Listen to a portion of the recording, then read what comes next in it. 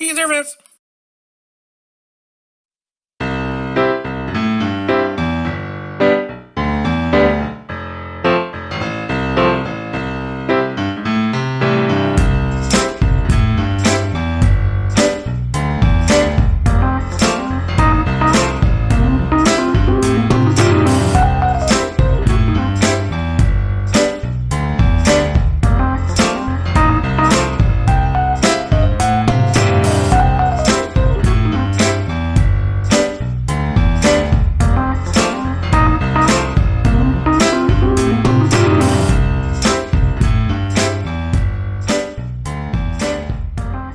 Well, we made it to Bryce Canyon. These formations behind me are called hoodoos. They're created by wind and rain and just general erosion. I'm going to take a lot of pictures of these from different angles. And there's a lot to see here in Bryce Canyon. We're going to go to the visitor center too and find out what kind of other activities there are around here. So stay tuned for that.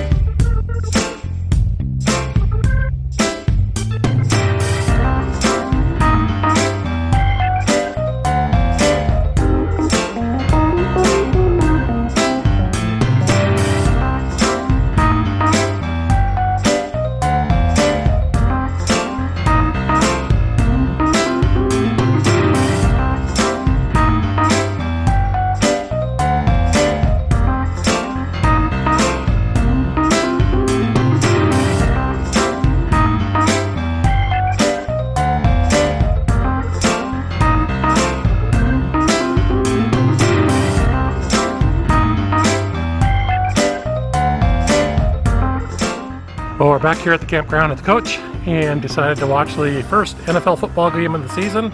So we're sitting outside watching it, and then this big cloud moves in. So I'm not sure we're going to be able to stay out here much longer, but this is kind of cool being able to sit out here and watch a game in the, it's about 75 degrees out here, so it's comfortable.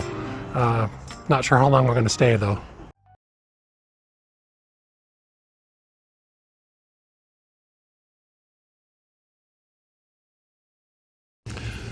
Well, we were going to stay longer here, but this RV park is stupid expensive.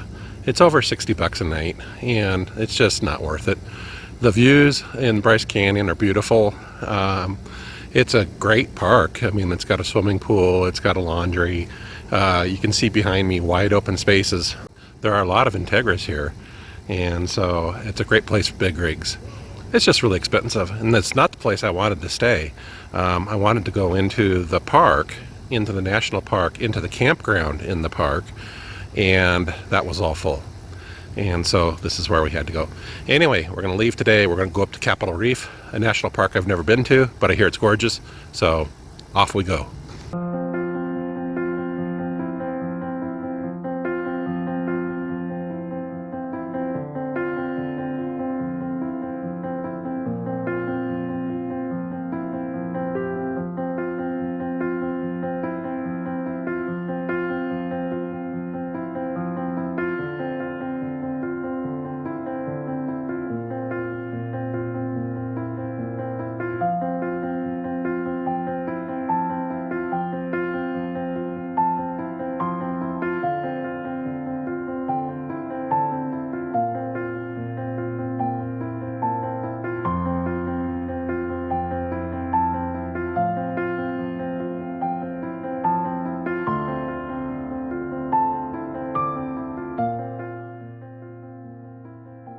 We are in the Capitol Reef National Park, or at least close to the Capitol Reef National Park, at the Thousand Lakes RV Resort.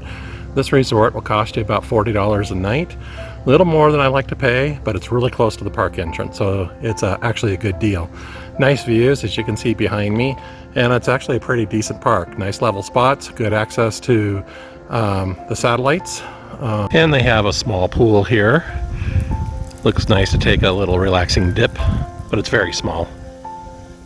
Camper cabins, RV spots, and even some tent locations. Little playground, and that is a barbecue joint, and the barbecue was actually really good. Barbecue area, not open for very long in the day, cost you about 20 bucks a plate for plenty of food. Barb and Margaret actually split a plate and we're both full. So good sized portions.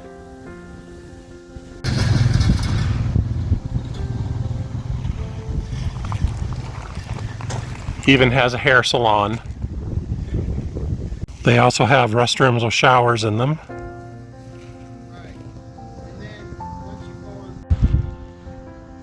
And there's our rig up there. Good satellite reception.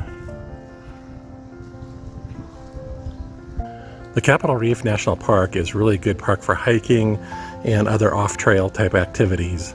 There is a scenic drive, and I'll show some images of that, and that was really cool going down into the canyon, but mainly for hiking.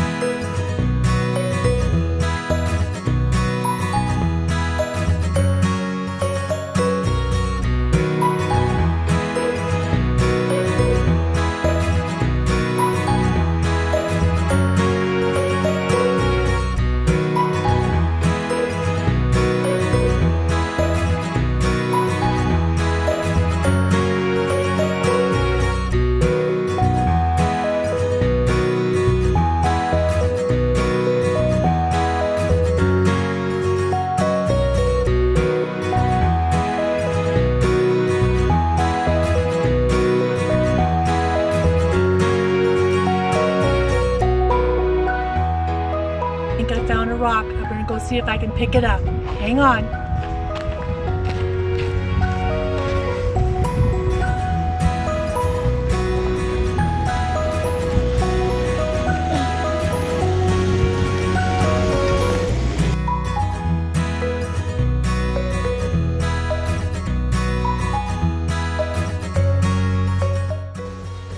Here in Capitol Reef they have petroglyphs, and they are inscribed in these rocks up above me.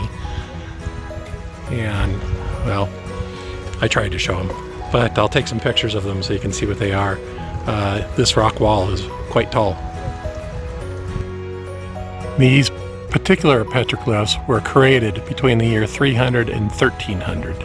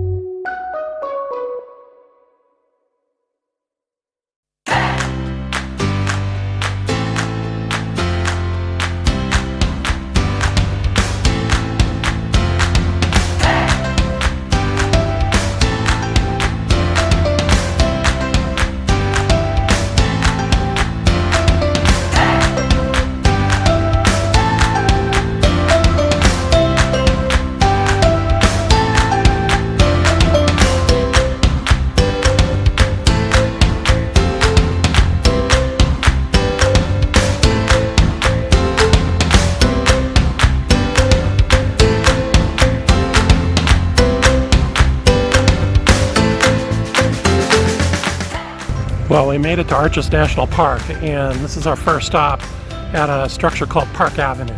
I guess it's supposed to look like the New York skyline.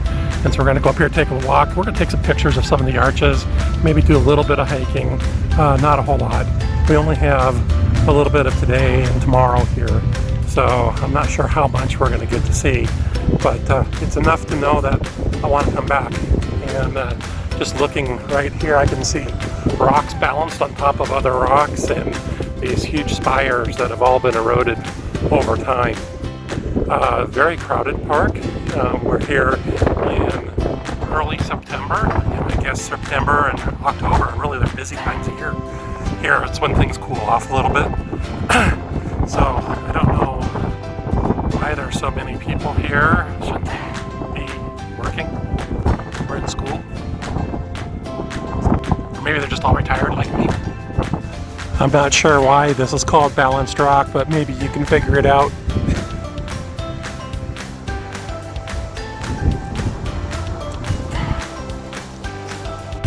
All arches are temporary. Eventually they will collapse. This one is called the Three Gossips. Look at that rock right there balancing.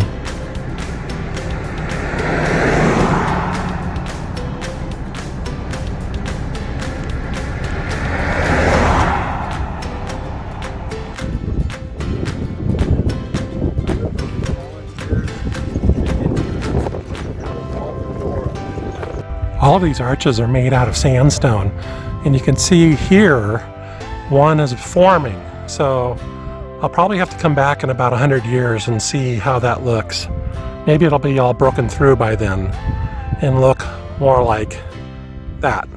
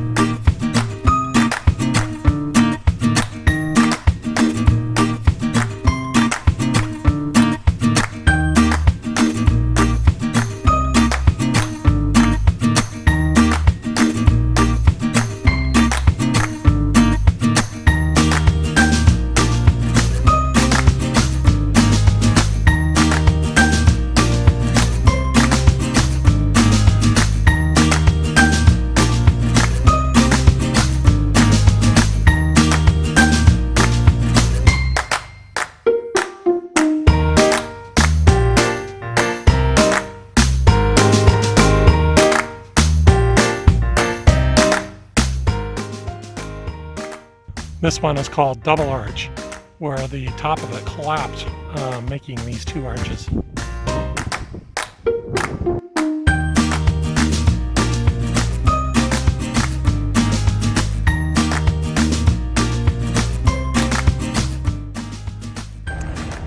Well, here we are at the Spanish Trails RV Park. See the coach behind me, some nice mountains to look at.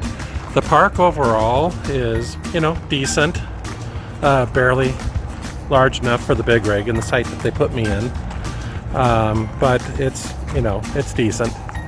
The cost here is about $50 some per night, so again, a little more money than I'd like to spend, but we're in Moab, and if you want to go to Arches National Park, this is a great location. It's very close to the park, and Arches is a really cool park.